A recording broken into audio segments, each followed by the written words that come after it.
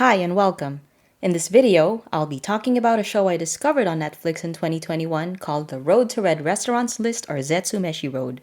This 12-episode Japanese series is part travelogue, part slice-of-life drama, and part food documentary. It tells the story of Suda Tamio, a 40-something salaryman played by Takayuki Hamatsu, who I know from the incredible One Cut of the Dead. Tamio leaves every Friday night after his wife Kanai and daughter Tsumugi have left on their own trips to follow a fictional boy band called Teardrops.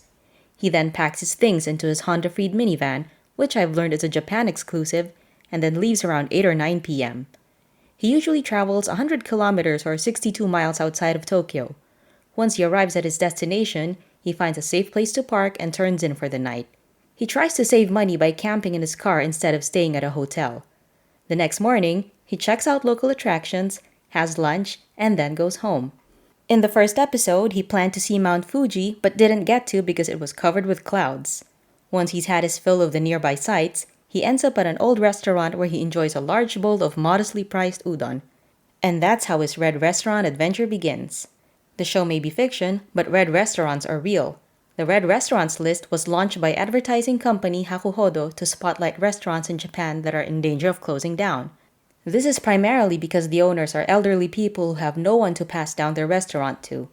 The average age of Japanese restaurant owners is 61, and on top of that, the number of small traditional restaurants is dropping.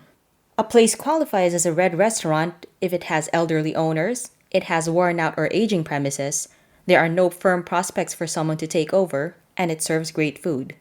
If you want to read more about the campaign, I've linked to Hakuhodo's website in the description below.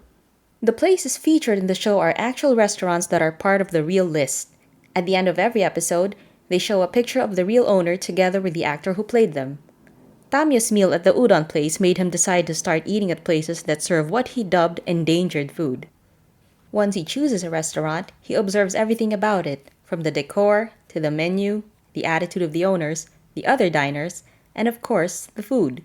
He learns about the history of each place and the story of the owners, and ends every visit thinking about the restaurant and its fate, declaring, ZETSUMESHI forever. Before driving home. Each episode is heartwarming but can be heartbreaking once you hear about the owner's struggles. One woman running a restaurant by the fishing port is in debt, and one man serves only one dish even though he has a large menu because he runs his restaurant by himself. Still, they're all determined to keep going, especially because they have loyal customers.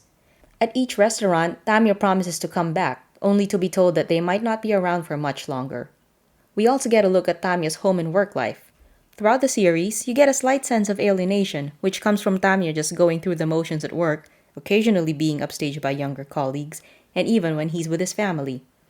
Speaking of his family, he clearly loves them, but he can't relate to their enthusiasm for Teardrops, and at one point, they even tease him about smelling like an old man. His wife also doesn't want to join him on his trips because she doesn't want to sleep in the van, which seems fine with him anyway, as he often says that he prefers traveling alone. And he thrives on his trips, despite his awkwardness and anxious internal monologue. Noticeably, Tamio's learnings from every restaurant generally tie back to something that happened with his family or at work. Admittedly, the show can get repetitive, but if you're not looking for dramatic twists and you just want to be along for the ride, this show is a great choice.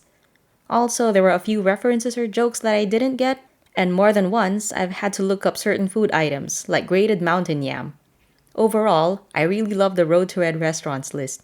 It's easy to watch, the food looks amazing, and it made me even more interested to visit Japan someday.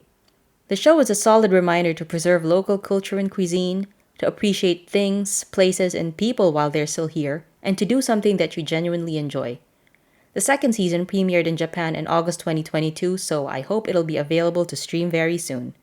Anyway, I hope you liked this video. Have you seen the Road to Red Restaurants list? If you have, I'd love to hear what you think about it. Thank you so much for watching, and I will see you whenever.